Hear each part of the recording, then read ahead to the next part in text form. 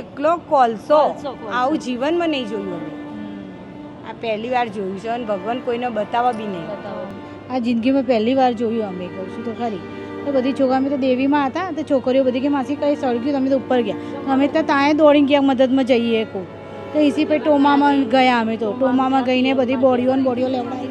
જીવનમાં અમે આવું જોયું જ નથી. આટલા ટાઈમથી જોબ કરીએ છીએ પણ કોઈ દિવસ આવું જોયું નથી.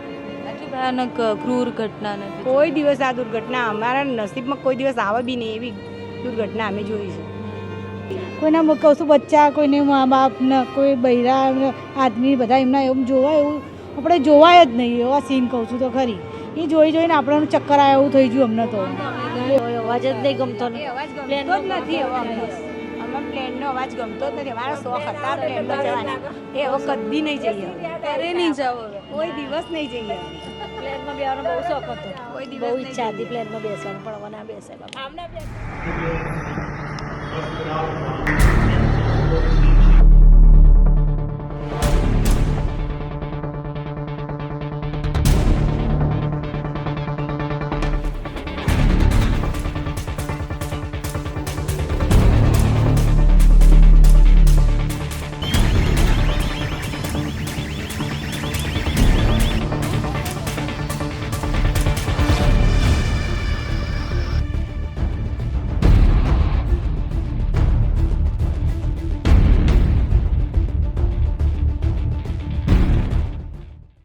ગઈકાલની સૌથી મોટી દુર્ઘટના અને એ દુર્ઘટના પછી અલગ અલગ સ્ટોરીઝ સામે આવી. એ લોકોની સ્ટોરીઝ સામે આવી જે સતત ડ્યુટીમાં લાગેલા છે. સિવિલ હોસ્પિટલમાં હું ગઈકાલથી જોઉં છું તો એવા બહુ જ બધા કર્મચારીઓ છે, વર્કર્સ છે, જે આ ઘટના પછી સતત કામ પર લાગેલા છે. મહિલાઓ અહીંયા બેઠા છે, એ ગઈકાલથી આ બધું જ જોઈ રહ્યા છે. અહીંયા આવતા જે ફેમિલીઝ છે એમને મળે છે. સાથે જ ગઈકાલે અચાનકથી એક સાથે જ્યારે આટલા બધા બળેલા લોકો અને એ બધાને લઈને આવવામાં આવ્યા, એ બધું એમની આંખેથી જોયું છે. હવે એમને પ્લેનના અવાજથી ડર લાગે છે, એમને ડર લાગે છે એ બ્લાસ્ટના અવાજથી, કારણ કે સાંભળ્યા પછી અને એ ડેડ બોડીઝ જોયા પછી હવે કલ્પના કરવી અઘરી છે કે ગઈકાલે કેટલું ભયાનક બધું બન્યું હશે. બહુ જ બધી મહિલાઓ છે મારી આસપાસ, એમની સાથે વાત કરવી છે. શું નામ છે આપનું? અડિયેલ શોભનાબેન. અને શોભનાબેન, જ્યારે આખી ઘટના બની ત્યારે તમે શું જોયું પહેલી વાર? અમે પહેલાં ધુમાડો જોઈને એકદમ શોર્ટ થઈ ગયા. પછી ગયા ત્યાં તો અંદર જ ના જતા અને ડેડ બોડીઓ તો એટલી બધી હતી તો કોઈ જોઈ જ નથી. ધુમાડા વગર કશું દેખાય, અંદર જવા ના દીધા. પછી ડેડ બોડી બહાર લઈને આવ્યા ને પછી ખબર પડી કે આટલા બધા માણસ મરી ગયા છે. અને જે રીતના એક પછી એક ડેડ બોડીઝ આવતી હતી અને બહુ જ બધું જોયું અમે. આવું કોઈ દિવસ નહીં જોયું, એવું પહેલી વાર જોયું. જીવનમાં અમે આવું જોયું જ નથી. આટલા ટાઈમથી જોબ કરીએ છીએ પણ કોઈ દિવસ આવું જોયું નથી. આટલી ભયાનક ક્રૂર ઘટના નથી. કોઈ દિવસ આ દુર્ઘટના અમારા નસીબમાં કોઈ દિવસ આવે બી નહીં એવી દુર્ઘટના અમે જોઈ છે. અમે પહેલી વાર જોયું છે આવું. એવા નાના નાના બચ્ચાઓ, પછી આમ આપણાથી જોવાની એવા ટુકડા ટુકડા થયેલા પડ્યા છે. એક બાજુ ઘોડું, એક બાજુ પેલું બધું હતું ને એ બધું હતું. બહુ સખત જોયું છે. એટલે આવું અમે તો જોઈ જ નહીં શક્યા. કાલના અમે સખત આ જ રીતે બધી સેવા કરીએ છીએ બધાની. તમે શું કામ કરો છો અહીંયા? અહીંયા અમે હાઉસ પીકિંગમાં પણ હાઉસ પીકિંગમાં કરીએ છીએ અહીંયા બીજે મેડિકલમાં. પણ ત્યાંથી અમે દેવી ગર્લ્સ હોસ્ટેલમાં જઈએ છીએ, ત્યાં અમે જોબ કરીએ. પછી નજીક જ છો? હા, અહીંયાથી નજીક જ છે.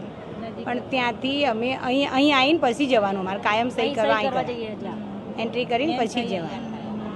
એટલે અમે કાલથી સખત અહીંયા જ બધા છે. આખી રાતના છોકરાઓ તો ઘરે જ નહીં ગયા. અમે લેડીઝ જવા જ નહીં દીધા. છોકરાઓને તો ઘરે જ નહીં જતા. અહીંયા જ લેડીઝ તો ઘરે ગઈ, અત્યારે વહેલા આવી ગયા. પણ છોકરાઓ તો બચારા તો જયા જ નથી. 7 વાગે તો કાલનો કાળો કેમ. આમ તો તમે સતત અહીંયા કામ કરતા હોય ને આવી ડેડ બોડીઝ ને બધું જોવા માટે તમે ટેવાઈ ગયા છો, પણ એક સાથે જ્યારે આવી ઘટના બધી ના પહેલી વખત જોઈ આવું તો એટલે આવી ડેડ બોડી તો અમારે જોઈએ અહીં, આવી નહીં જોયું. પણ એનાટોમીમાં કોક દિવસ જ આવે. અમારે ના આવે કોઈ. કોઈને દાન કર્યું હોય ને તો જ આવે, નહીં તો અમારે અને આવી ના આવે. એ તો સારી જ આવે, દાનમાં આવે એટલે સારી જ આવે. આ તો એકલો કોલસો આવું જીવનમાં નહીં જોયું અમે. આ પહેલી વાર જોયું છે અને ભગવાન કોઈને બતાવવા બી નહીં. એટલે આપણે કલ્પના કરીએ તો આપણે એવું કદી પણ ના વિચારીએ કે કોઈના પણ સાથે આવું થાય. તમારું શું નામ છે? રમીલાબેન. અને રમીલાબેન, કેટલા સમયથી તમે અહીંયા કામ કરો છો? હા, તો 12-13 વર્ષ થયા અહીંયા. હા, જિંદગીમાં પહેલી વાર આવું જોયું મેં સીન.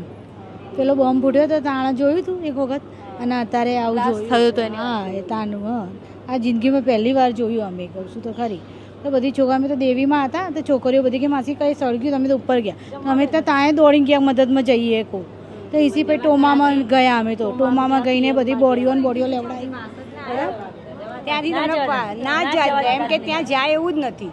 તમે જશો તો ઘૂંઘણામાંથી તમે મરી જશો. અચ્છા ઘટના સ્થળે અમે ગયા હતા પણ અમને ના પાડી ત્યાંથી કે આખો સ્ટાફ અમે ગયા હતા પણ કે તમારે જાય એવું જ નથી. ત્યાં જે અંદર છે એને નીકાળીએ કે પછી તમને જવા દઈએ એમ.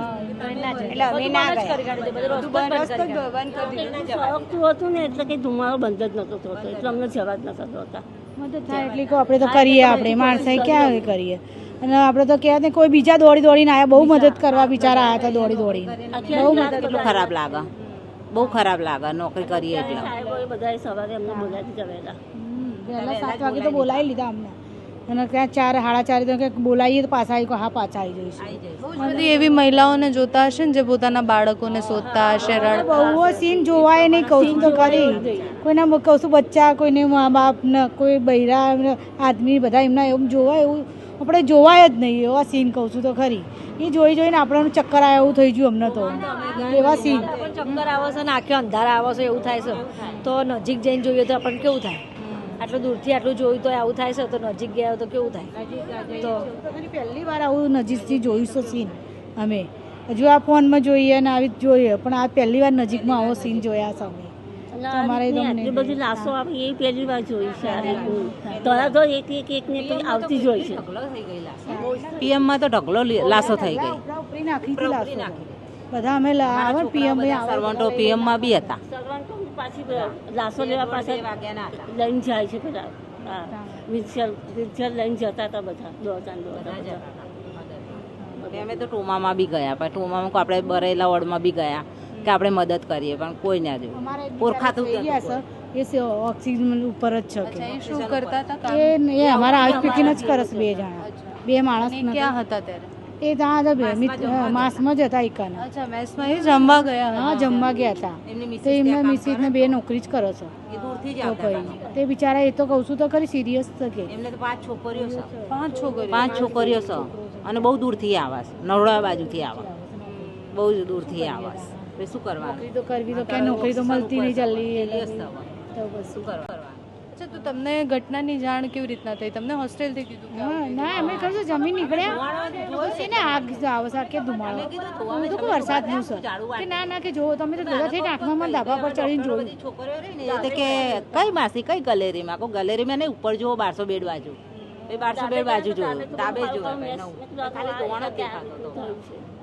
ખાલી ધોવાણો જ દેખાતો દોડીને ગયા બધા એ બધા દોડીને તરત ગયા. અમે તો કહું ને બધું મૂકીને નાઠા જ છે જમીન કહું છું અમારી આખી હોસ્ટેલ કરી થઈ જાય અમને તો જોવા આવ્યું ને ગુના હેડો ભાઈ મદદ કરી એમાં બોલાવી દીધા ડોક્ટરોને તો બધા અમારી અને હોસ્ટેલમાં અહીંયા તો એકદમ નજીકથી પ્લેન જાય છે તો હવે તો ડર બહુ ડર લાગે કાલનો તો છે ને 8મા માળ તો બહુ જ ડર લાગે આમ અવાજ બી એટલો બધો આવે બાથરૂમમાં અમે હવે કામ કરતા દોડીને બહાર આવીએ છીએ એવો ડર લાગે છે બાપો બધો વિમાન આવશે એટલે બહુ ડર લાગશે બહુ ડર લાગશે. ગઈકાલથી હું પણ રિપોર્ટિંગ કરી રહી છું ને સતત જેટલી પણ ફ્લાઇટો બાકી હતી તો હવે એક સાથે બધા ઉડાન ભરી રહ્યા છે તો અહીંયાથી જેમ જ પ્લેન પસાર થાય એ નીચે જે પોતાના વાલસોયાઓને ગોતી રહ્યા છે એ લોકોને પણ એકવાર પ્લેન જોઈને ડર લાગી રહ્યો છે.